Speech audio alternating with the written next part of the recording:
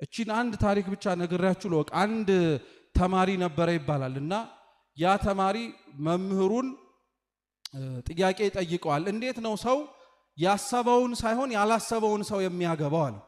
የብዙዎቻችሁ ጥያቄ አይደል? እገሊትን ነበረ ታገባለች ብዬ ጠበቅኩት፣ ነገር ግን ያው ደሞ ከገሌጋ ይኸው ተጣብቃ የናት የሰው መጨረሻው አይታወቅም ምናምን እንላለን። እና ያም ተማሪ እንዴት ነው ይሄ ነገር መጨረሻው ብሎ ጠየቀውና መምህሩ እንዲህ አለው፣ ሂድና እርሻ ላይ በጣም ጥሩ የምትላቸውን በቆሎች ይዘህልኝና አሉ።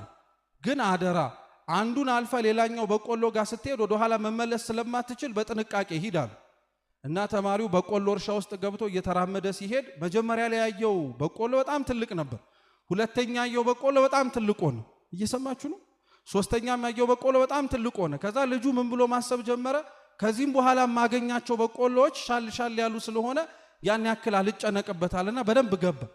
ወደ እርሻው ግን በደንብ እየገባ ሲሄድ ትላንትና በጣም ትላልቅ ናቸው ብሎ ያለፋቸው በቆሎች እያነሱ ቀሩና መጨረሻ ላይ ትንሽዬ በቆሎ ይዞለት መጣ። እና ለምንድን ነው እቺን በቆሎ ይዘ መጣ አለው። አይ በቃ ያማራጭ ጉዳይ ነው፣ የተሻለ ነገር አገኛለሁ ብዬ ነበረ፣ ግን እየዘለኩኝ ሲሄድ ትንሽ ነገር እንዳለ ሳውቅ ባዶ እጄን ከመመጣ ብዬ ነው የመጣሁት አለ። ስለዚህ እስቲ ሁለተኛ እድል ልስጥህ አለው። እየሰማችሁ ነው?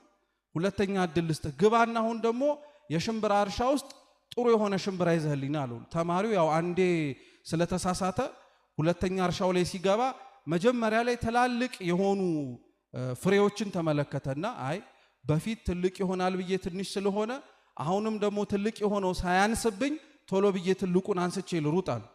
ትልቁን አንስቶ ወደ እርሻው እየገባ ግን ሲሄድ የባስ የተለቁ ብዙ ሽምብራዎች ነበሩ።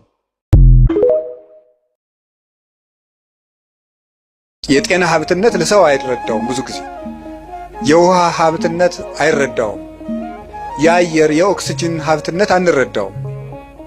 ኦክሲጅን ሰዎች የሚያዙበት ቢሆን ኑሮ ለስንት ቀን መቆየት እንደምትችሉ አስባችኋል?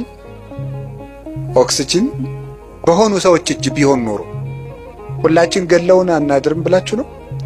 እነዚያ ሰዎች እነገሌ ናቸው እንዳትሉ ወስዳችሁ አታነካኩ። እኔ ያልኩኝ በሰዎች እጅ ቢሆን ኑሮ ነው ያልኩት።